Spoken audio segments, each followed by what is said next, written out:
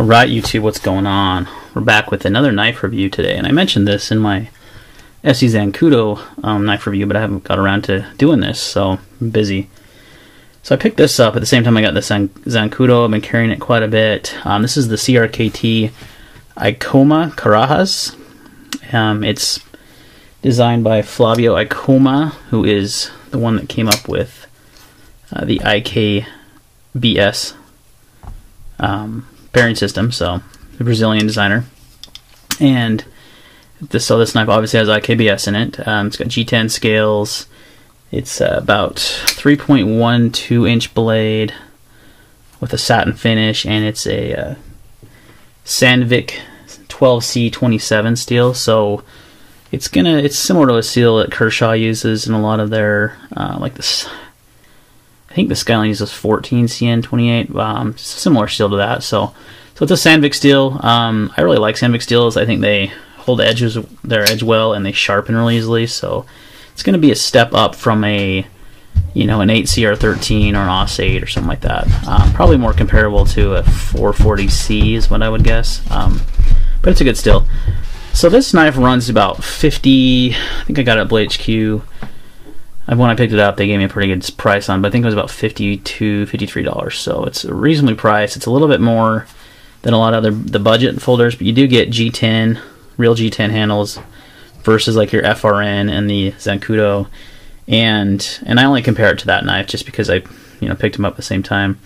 You got the bearing system, which is nice, so it's very smooth. Got a nice smooth action. I mean, it flips open without any issues. It's very smooth.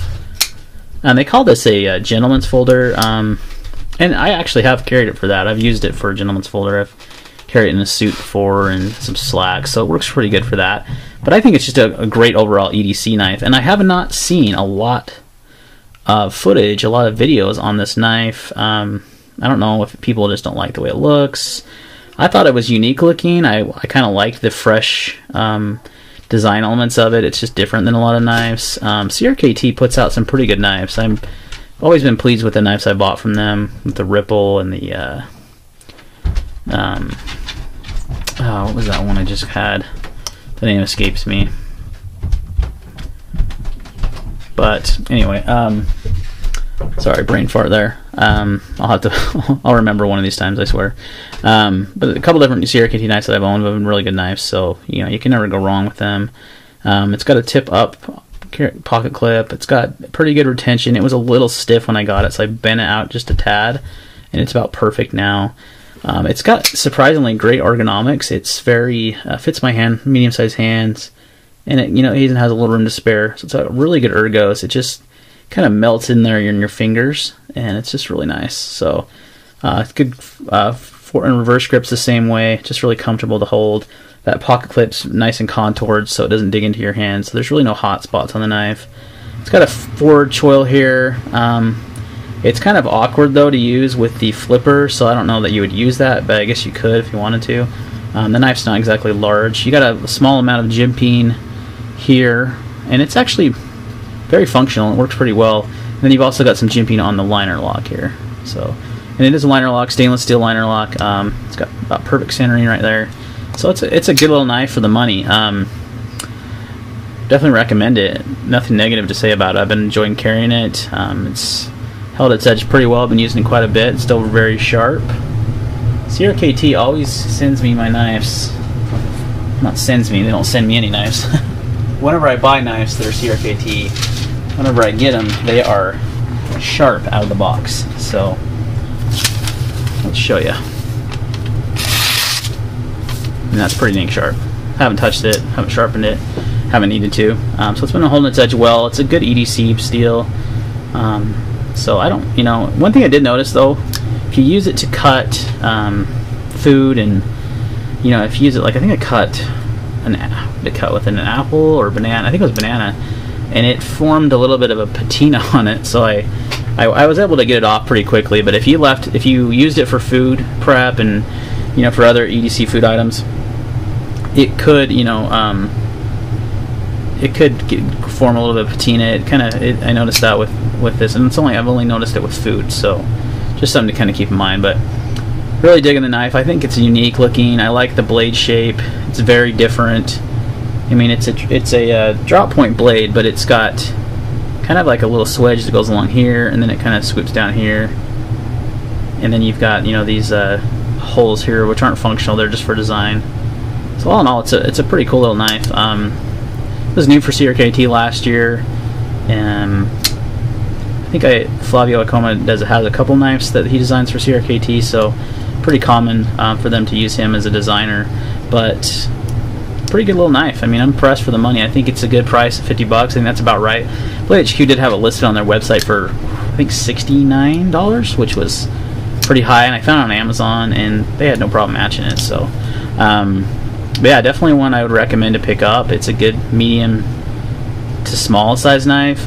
It's a little bit bigger than the Zancudo, which I like. But the Zancudo's been a great knife. I've been carrying that and loving that one. So just a tad bit bigger, and it's got really good ergos. So highly recommend it. Yeah, it's gonna be a pretty quick one, I think. Pretty quick review tonight. You've got your backspacer here, which does have some good jimping on it, so that does give you a little traction when you're holding the knife like this right into your palm. So, you know, it's overall a really good EDC blade. That's kind of where I would use it for. It's what I have been using it for, and it would work as a gentleman's folder. It's pretty lightweight. It weighs around 3 ounces. I'll put the exact weight in the description below, but it weighs about 3 ounces, so it's pretty dang light. So it makes it a really good EDC or a gentleman's folder, like they market it as. So, alright guys, I think that's going to be it for today. CRKT Eros just came to me out of nowhere. The Eros, thank you. That was one of the other ones I owned. So, and the Swindle, that was the other one. So I've had a few CRKTs. They've all been great knives. I, have nothing bad to say about the company at all. So definitely recommend it. If you're looking for a good EDC blade, something that's a little different, that's got a manual flipper with some nice IKBS bearings, it's very smooth. It fires out of there like it's assisted, and it's not. I mean, look at that. It's really quite smooth, and that's one thing that I really like about CRKT and using IKBS, is that you get these budget-friendly knives that have a really smooth, nice action, and it's IKBS is great. A lot of custom makers use it, like Dave Curtis. I know he uses IKBS in the F3s. That's what my F3 had in it. So a lot of custom makers use IKBS, so you can't go wrong there, and you get it in a budget knife here. So, and this one does have a little bit step up of steel. It is a Chinese-made knife, but for some reason they went with a Sandvik steel instead of the 8CR13 or the 9CR14. So you get a little bit better steel, which is kind of nice. So it's worth a little extra money over one of the other similarly priced budget blades, because you do get a little bit better steel.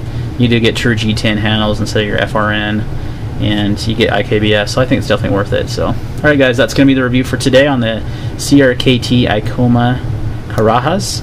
Any questions or comments, leave them down below, and we'll see you next time.